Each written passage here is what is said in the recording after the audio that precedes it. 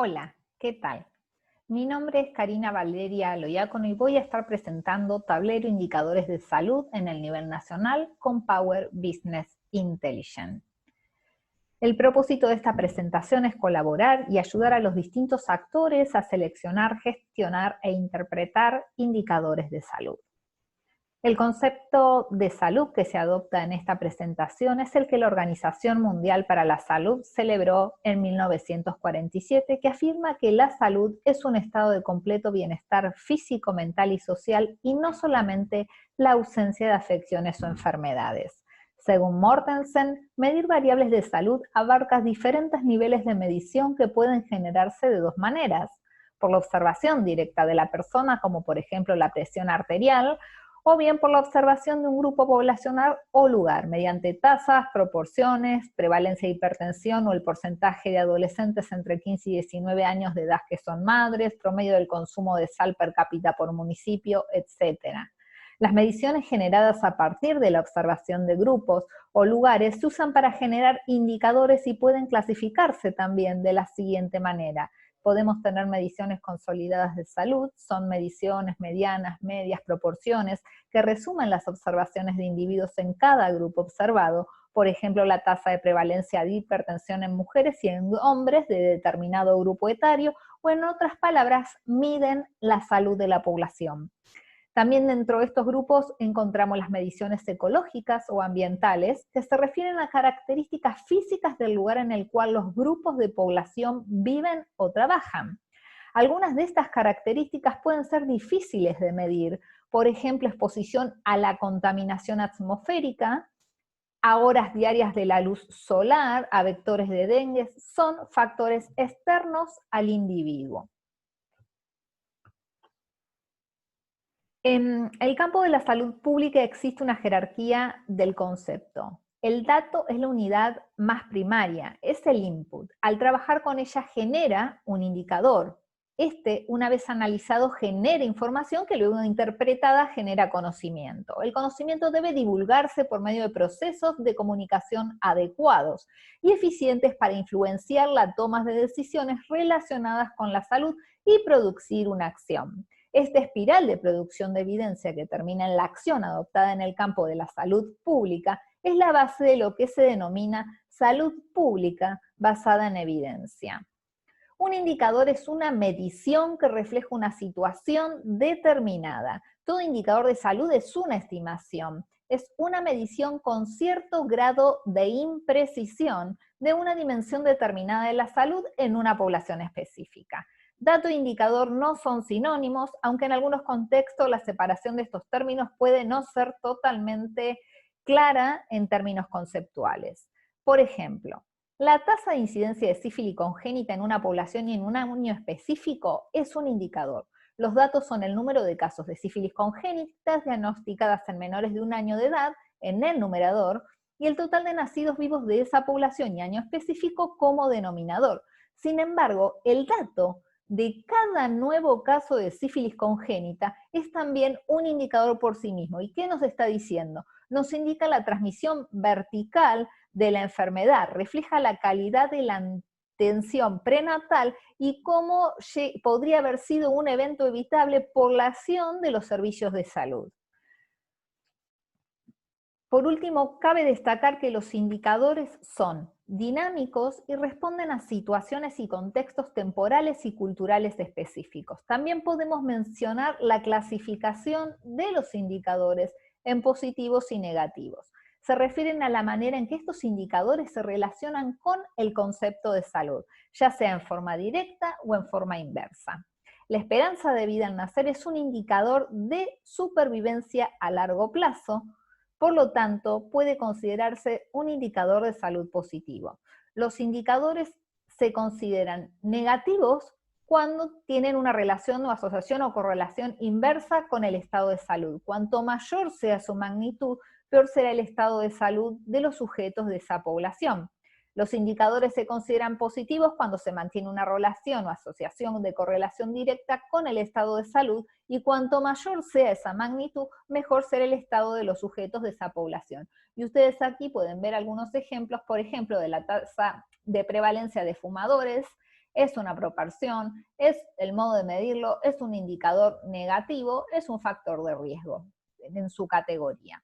También encontramos la tasa de prevalencia de actividad física insuficiente, que es una proporción, el modo de medirlo es negativo, también es un factor de riesgo, y en contraposición a ellos tenemos la tasa de prevalencia del consumo regular de frutas y verduras, que también es una proporción, en la categoría del indicador es un factor de riesgo y positivo.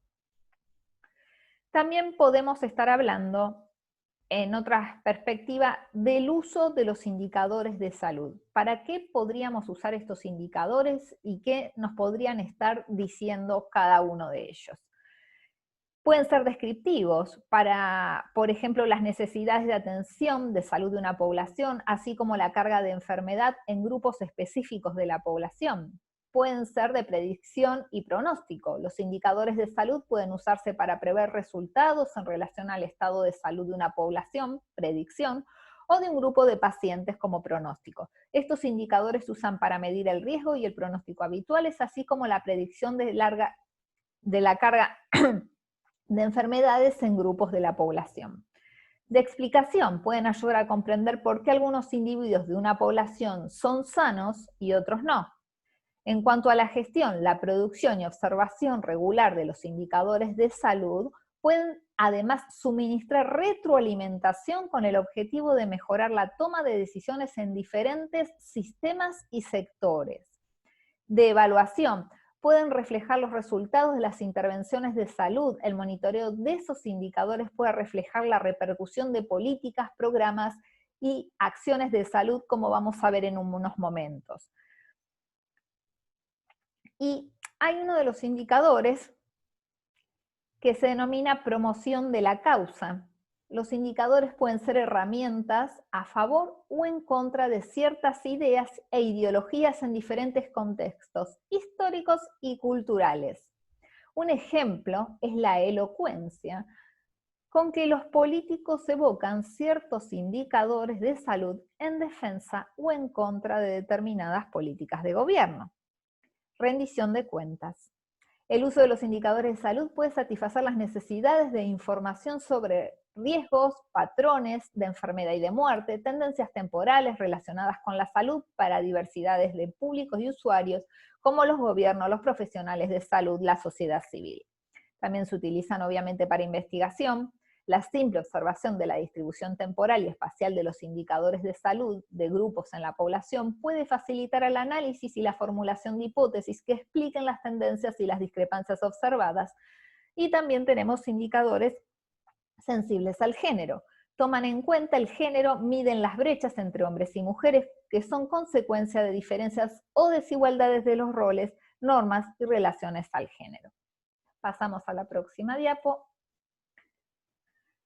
Es sabido que los datos regionales y nacionales pueden ocultar diferencias en cuanto a los problemas y a las necesidades de salud entre los países y dentro de ellos. Por lo tanto, se hace necesario desglosar los datos para determinar los grupos con necesidades prioritarias y las inequidades en materias de salud. Un atributo que la mayor parte de los indicadores tiene es la factibilidad de medirlos en diferentes niveles geográficos, ya sean estos regional, nacional, local, y los subgrupos poblacionales como edad, sexo, grupo socioeconómico, género, origen étnico. Otro atributo necesario en su sensibilidad a los cambios a lo largo del tiempo en función de los cambios en otros ámbitos de la sociedad, como el socioeconómico, ambiental o políticas públicas. Aquí tenemos 3 gráficos que fueron hechos por el Ministerio de Salud de la Nación, por la Dirección de SIDA, y en el primero de ellos podemos ver la evolución de la tasa de notificación de sífilis temprana y sin especificar en varones y mujeres por 100.000 habitantes en Argentina, comenzando en este gráfico en el periodo 2013 hasta el 2017. Ustedes pueden ver que la tasa va incrementándose desde 11,7 puntos hasta llegar en el año 2017 a 35,2.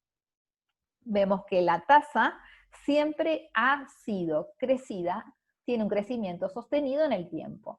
Cuando ese mismo indicador lo trasladamos para ver cuáles son los grupos etarios que están más afectados con dicha enfermedad, se puede observar que el grupo de 15 a 24 años es el que tiene la mayor tasa de sífilis congénita, tanto para hombres como para mujeres en Argentina en el año 2017.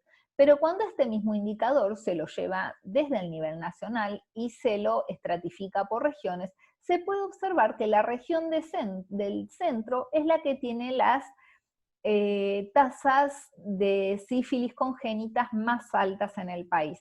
No solo lo traje a cuenta este gráfico para mostrar la diversidad y cómo se puede llegar a conocer dentro de un mismo indicador, qué es lo que está pasando a nivel regional dentro de los grupos etarios y cómo es la tendencia, sino para que se observe que si en este periodo se han efectuado políticas públicas, no han sido eficientes. Y si no se han efectuado, es un llamado de atención para que se comiencen a realizar. Pasamos a la próxima diapositiva. Aquí vamos a hablar de atributos deseables de un indicador. No voy a entrar en detalle en cada uno de ellos, pero dentro de los atributos deseables del indicador podemos estar hablando de mesurabilidad y factibilidad, validez, oportunidad, que sea reproducible, que sea sostenido en el tiempo, que sea un indicador sencillo en el cual se pueda recopilar la información de manera metodológica, fácil, que esté estandarizado, para que esto pueda sostenerse en el tiempo, que sea relevante, que sea importante y que sea comprensible. También podemos hablar de los indicadores respecto a la elaboración y los indicadores según su medición matemática. Tenemos indicadores de conteo, de razón, de proporción. También tenemos según su interpretación epidemiológica, indicadores basados en eventos prevalentes, incidentes, razón, proporción, tasas y odds. Tenemos tipos de indicadores que tienen que ver con la mortalidad, como vamos a ver ahora algunos casos, o también con la morbilidad, como pueden ser las consultas, los egresos hospitalarios, de factores de riesgos, indicadores de los servicios de salud. Y tenemos los criterios prácticos que debemos ahondar al hacer la formulación de estos indicadores, que tienen que ver con la definición del periodo de referencia, la definición de un nuevo evento, la definición del denominador y la comparación de estos. Y ahora, si me permiten, voy a compartir.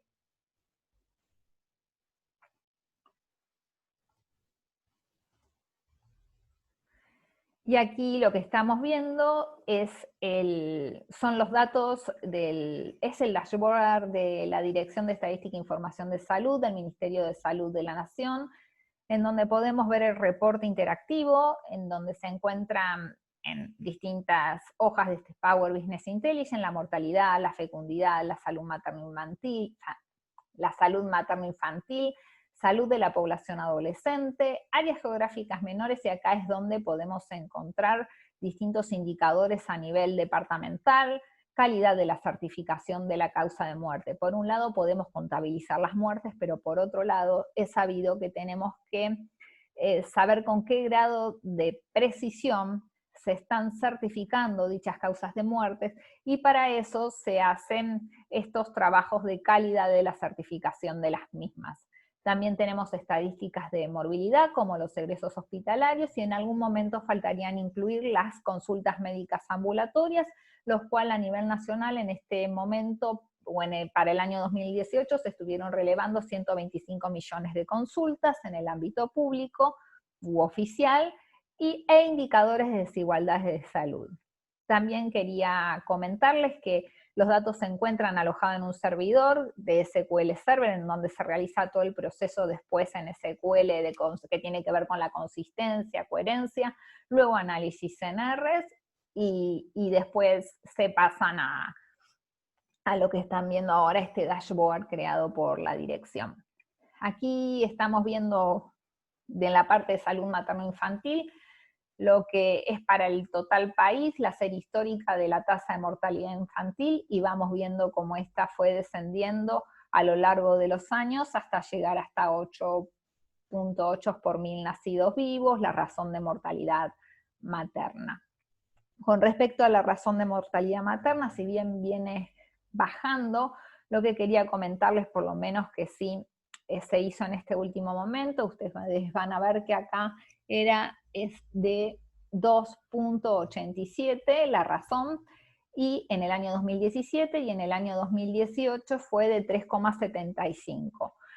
Aquí vale la pena detenerme un segundo para comentarlos que se hizo una aplicación de una política pública, y esta fue que se dieron cuenta a nivel nacional e internacional que no se estaban detectando como debían detectarse, en cierta manera, las muertes maternas. Entonces se comenzó a trabajar en el rastreo de estas muertes, y quizás es más sencillo detectar las muertes que se dan después de un parto en forma temprana, que son las defunciones después del parto hasta los 42 días posteriores.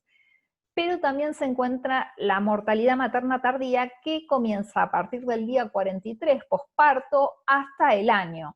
Y esas son las que quizás no se estaban considerando, y luego empezó esta búsqueda intencional para todas las mujeres que habían fallecido de 10, en el grupo etario de 10 a 49 años, comenzaron a rastrearse, y allí es donde comenzaron a encontrarse más cantidad de defunciones maternas para el año 2018. Volvemos un poquitito para atrás y volvemos a entrar a los indicadores. Vamos a ver otra parte de este dashboard que también vamos a seguir con mortalidad infantil con respecto al mapeo y la tasa de mortalidad infantil y cómo se distribuye a través del país, y cómo vemos que a nivel nacional dijimos que eran 8,8 puntos para el año 2018, pero aquí podemos ver cómo es la dispersión de ese indicador de mortalidad infantil a lo largo de la República Argentina, con colores más claros quizás los que tienen una tasa menor, y con colores más oscuros los que tienen una tasa mayor. Y aquí en contra, o sea, sabemos que la Ciudad Autónoma de Buenos Aires para el año 2018 tuvo una tasa de 6 por 1000 nacidos vivos. En cambio, en contraposición a ello, la provincia de Corrientes tuvo una tasa de 12,84. Aquí tenemos el mapeo referente a la razón de mortalidad materna. Otra de las partes interesantes, después los invito a todos ustedes a que puedan mirarlo un poquito, las distintas salidas de todos estos indicadores de estadísticas vitales y de servicios del nivel nacional. Y aquí ya seguimos con las estadísticas descriptivas, también para el año 2018, en donde podemos observar que el 41,8% de esas defunciones infantiles se produjeron en chiquitos con un peso menor a 1500 gramos, que el 31,49% de esas mamás que dieron a luz a esos chicos tenían entre 20 y 29 años, que el 30,41% de esas mamás que dio a luz lo hizo entre la semana 28 y 36 de gestación, y que el 49,10% de esos chicos fallecieron entre los 0 y 6 días de vida.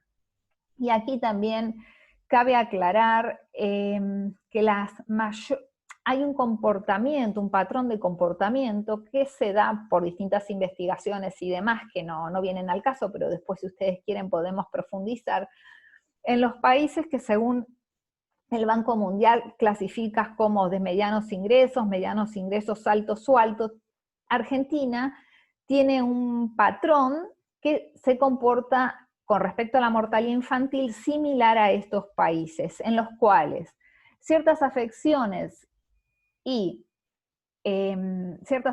originadas en el periodo neonatal es la mayor cantidad de muertes, con 6.422 defunciones para la mortalidad infantil, seguida por las anomalías congénitas y cromosómicas, 3.554. Si bien es un poco más sencillo quizás bajar estas afecciones originadas en el periodo perinatal, no es tan fácil poder bajar las anomalías congénitas. Y ya volvemos otra vez a la presentación y continuamos aquí.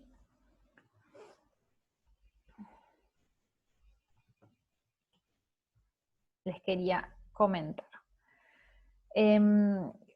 No quería terminar antes sin mencionar que la interoperabilidad es la capacidad de dos o más sistemas o componentes, como ustedes pueden ver aquí, para intercambiar información y usar la información que se ha intercambiado.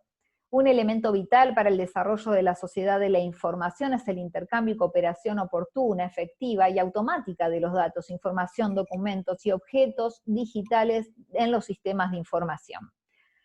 Para ir cerrando, cabe destacar que todos los indicadores son un componente de un proceso mucho mayor que está inmerso en un complejo sistema de información, que podríamos observar las distintas capas en donde pueden observar en esta figura.